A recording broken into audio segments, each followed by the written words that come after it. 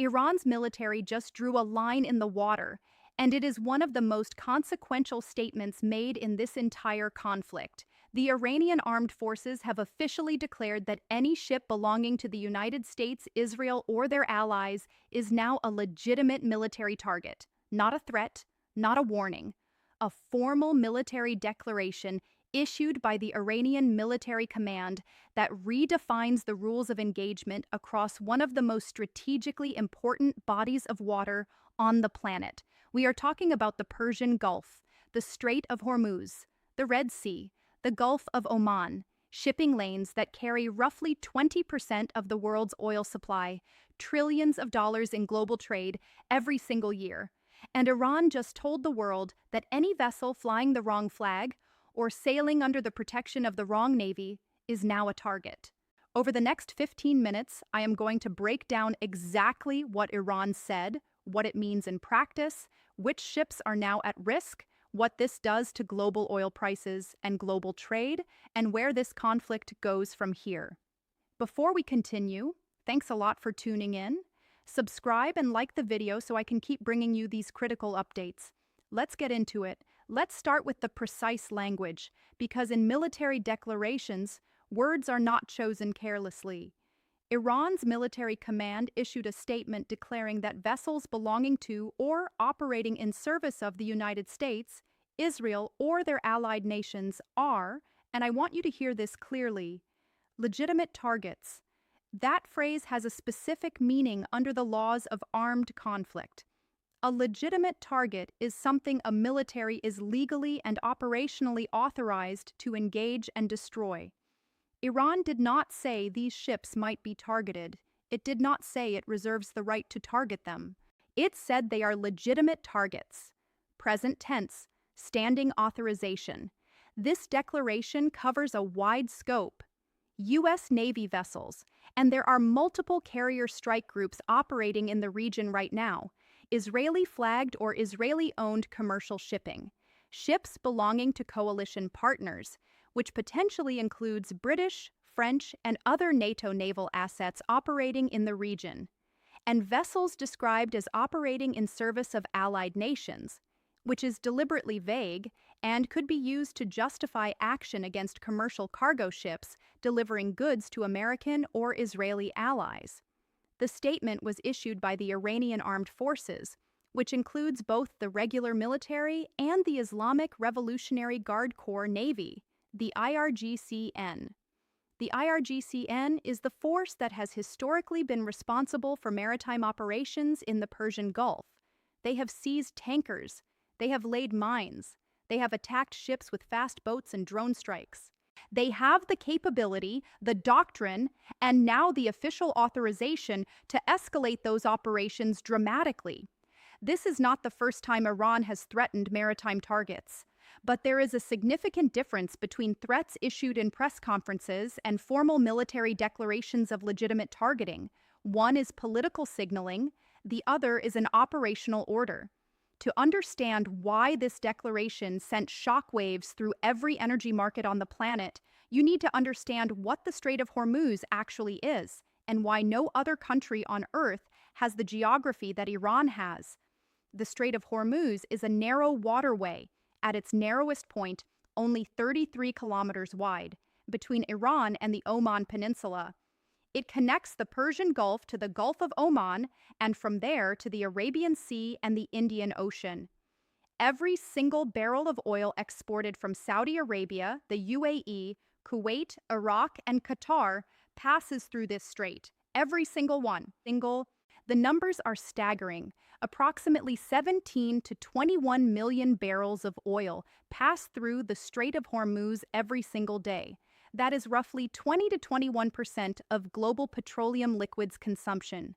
There is no pipeline alternative that comes close to replacing that volume.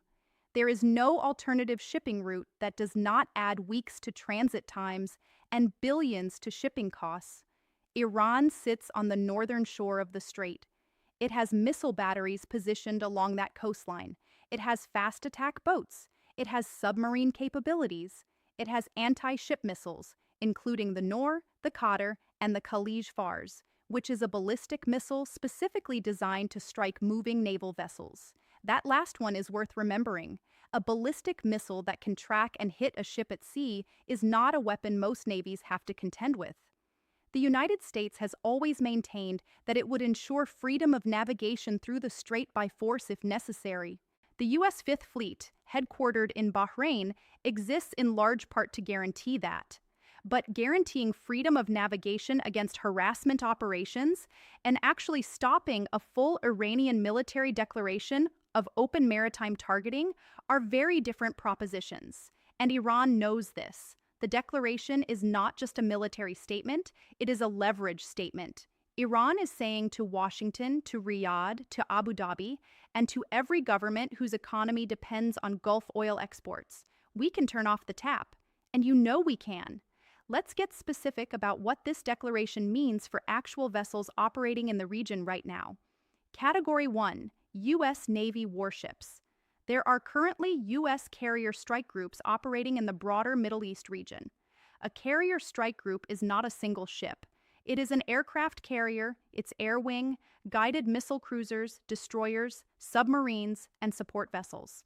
These are hardened military targets with significant defensive capabilities, but Iran's anti-ship ballistic missiles, operating in large salvos, are specifically designed to overwhelm those defenses through saturation. Quantity has a quality all its own. Category 2, Israeli-linked commercial shipping. Israel does not operate a large military naval presence outside its own coastal waters. But Israeli-owned or Israeli-flagged commercial vessels have been targeted before. Most notably, the MV Helios Ray struck in the Gulf of Oman in 2021, and the MV Mercer Street struck off the coast of Oman in the same year, killing 2 crew members. Iran's declaration formally extends that campaign to all such vessels. Category 3, Allied nation vessels. This is the category that carries the most risk for global shipping. The declaration includes ships belonging to U.S. allies. That covers a lot of ships. British Royal Navy vessels, French naval assets, ships operating under coalition flags. But it also potentially covers commercial vessels chartered by or delivering goods to allied governments. That ambiguity is almost certainly intentional. Category 4, vessels in the wrong place at the wrong time. History shows that in maritime conflicts, commercial ships with no military connection get caught in the crossfire. The tanker wars of the 1980s, during the Iran-Iraq War, saw more than 400 commercial vessels attacked by both sides. Sailors died. Ships sank. Insurance rates for Gulf shipping became prohibitive. Iran was a central participant in those tanker wars. It knows exactly how that playbook works. You do not have to fire a single missile to cause economic damage with a declaration like this. The declaration itself is the weapon, because insurance markets, shipping companies, and oil traders react to risk statements before the first shot is fired. War risk insurance premiums for vessels transiting the Persian Gulf have already been rising since this conflict began. A formal Iranian military declaration of legitimate targeting will push those premiums sharply higher. When insurance costs spike, shipping companies face a choice: pay the higher premiums, reroute around the Cape of Good Hope, adding 2 to 3 weeks to transit times, or simply stop sailing through the region. If even a fraction of Gulf shipping reroutes or pauses, the effect on global oil markets is immediate. Oil prices rise, and oil prices rising is not just a number on a trading screen. It is higher fuel costs for every airline, every trucking company, every farmer using diesel equipment, every consumer buying goods that were transported anywhere. The global economy has not fully recovered from the supply chain disruptions of recent years. A sustained maritime crisis in the Persian Gulf would hit at the exact same pressure points: energy prices, shipping costs, supply chain reliability, that already pushed inflation to multi-decade highs in the United States and Europe. And here is the second-order effect that most analysts are not talking about. Saudi Arabia, the UAE, Kuwait, and Qatar are all U.S. allies.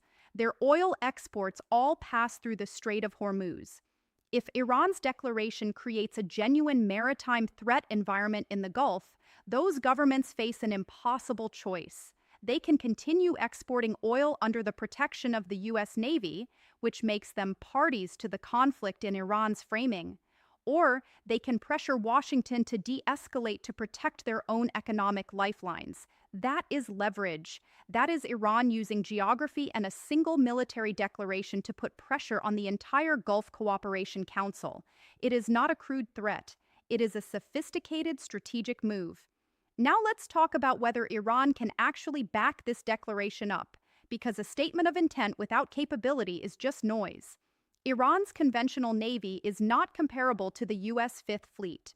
In a direct ship-to-ship or fleet-to-fleet confrontation, Iran would lose. That is not a controversial assessment. But Iran has never planned to fight the United States Navy in a conventional fleet engagement.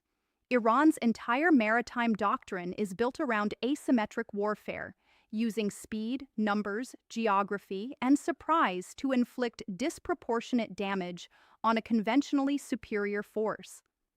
The IRGC Navy operates hundreds of fast attack craft, small, highly maneuverable speedboats armed with missiles, torpedoes, and rocket-propelled grenades. In the narrow, shallow waters of the Persian Gulf, these vessels are extraordinarily difficult to track and destroy before they can close to attack range. The U.S. Navy calls this the swarm threat, and it keeps naval planners awake at night. Beyond the fast boats, Iran has deployed anti-ship cruise missiles along its Gulf coastline for decades. The Noor missile, an Iranian derivative of the Chinese C-802, has a range of approximately 120 kilometers and carries a 165-kilogram warhead capable of mission-killing a destroyer. Iran has fired this missile in exercises against target ships and demonstrated accurate terminal guidance. The Khalij Fars, Persian Gulf, is in a different category entirely. It is a ballistic missile modified with a terminal guidance seeker specifically designed to strike moving ships. Iran publicly demonstrated this capability in 2011, striking a moving target at sea in a test that American naval analysts described as a genuine capability development, not a propaganda exercise. And then there are the naval mines. Iran stockpiles a large inventory of naval mines, both contact and influence detonated. Mining the Strait of Hormuz would not require a fleet engagement. It would require a handful of small vessels operating at night. And a mined strait is one that commercial shipping avoids entirely, regardless of what any navy says about freedom of navigation. Washington has not been silent. The Pentagon responded to Iran's declaration by stating that American forces maintain the right to defend themselves and to ensure freedom of navigation in international waters. That is the standard response, and it is not nothing. It is a reaffirmation of standing orders to U.S. Navy commanders. But reaffirming standing orders is different from announcing new measures. The U.S. has not announced additional naval deployments to the Gulf beyond what is already there. It has not announced a new maritime coalition to escort commercial shipping, though that option is being discussed in Washington and London. It has not issued new rules of engagement that would, for example, authorize preemptive strikes against Iranian naval assets that are assessed as preparing to attack. Britain has been more specific. The Royal Navy has stated that it will protect British-flagged vessels and will coordinate with U.S. forces in the region. France has made similar statements. Japan, which is enormously dependent on Gulf oil imports, has quietly begun discussions about whether to reposition its maritime self-defense force assets closer to the region, a significant departure from Japan's traditionally cautious military posture. What none of these responses has done is challenge the underlying strategic reality that Iran articulated with this declaration. The geography of the Strait of Hormuz gives Iran leverage that no amount of naval power can fully neutralize without escalating to a level of conflict that none of the parties, including the United States, has publicly committed to. This maritime declaration does not exist in isolation. It comes as Iran has already conducted 31 waves of Operation True Promise 4 against American and Israeli targets. It comes as Hezbollah has resumed large-scale operations in Lebanon. It comes as Iran's new supreme leader, Mojtaba Khamenei, is establishing his authority and has every political incentive to project strength rather than restraint. The Maritime Declaration is a new front, or more precisely, it is the explicit opening of a front that has been developing below the surface. Iran has been harassing Gulf shipping for years. What changed today is the formalization, the official authorization, the statement to the world that this is now declared Iranian military policy, not deniable operations by forces Iran claims not to control. And that formalization matters enormously for the escalation calculus. When a military action is deniable, the other side has room to absorb it without responding at full scale.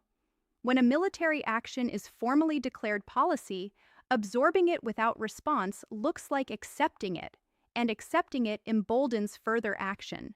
The United States now faces a choice: respond in a way that risks further escalation in a theater where it already has multiple active pressures, or absorb the declaration and watch Iran test its limits. Here is where things stand. Iran has formally declared that American, Israeli, and allied ships are legitimate military targets.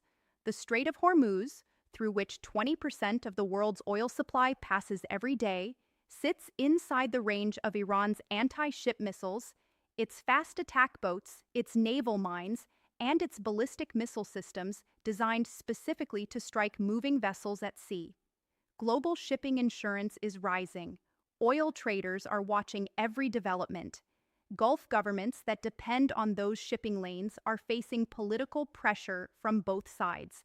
And the United States has a naval presence in the region that is now operating under a formal Iranian declaration of legitimate targeting. This conflict started in the air, it moved to the ground, it spread to Lebanon, and now it is in the water. Every domain is now active, and still, no ceasefire, no framework, no off-ramp. Thanks a lot for watching. I really appreciate your support. Tell me in the comments, do you think Iran will actually strike U.S. Navy ships? Can the Strait of Hormuz be closed? Subscribe and like the video to stay updated. Click the videos on screen for more.